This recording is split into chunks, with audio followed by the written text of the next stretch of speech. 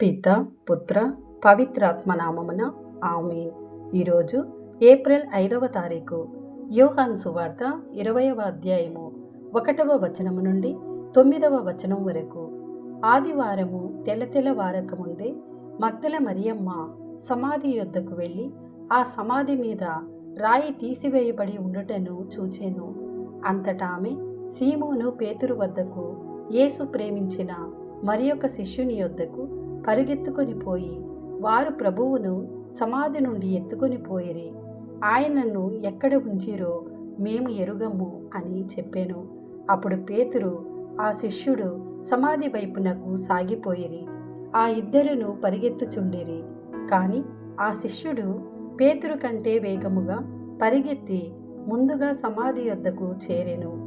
అతడు వంగి నార వస్త్రములు అచ్చట పడి ఉండుటను చూచెను, కాని లోనికి వెళ్ళలేదు. ఆ తరువాత సీమోను పేతురు వచ్చి సమాధిలో ప్రవేశించి అచ్చట పడి ఉన్న నార వస్త్రములను, ఆయన తలకు కట్టిన తుండుగుడ్డను చూచెను. ఆ తుండుగుడ్డ నార వస్త్రములతో పాటు కాక విడిగా చుట్టి ఉంచబడెను. సమాధి యొద్దకు మొదట వచ్చిన శిష్యుడు కూడా లోనికి వెళ్ళి చూచి నమ్మెను.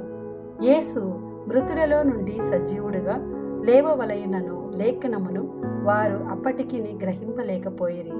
ఇది ప్రభుని వాక్కు. సర్వేశ్వరునికి వందనములు.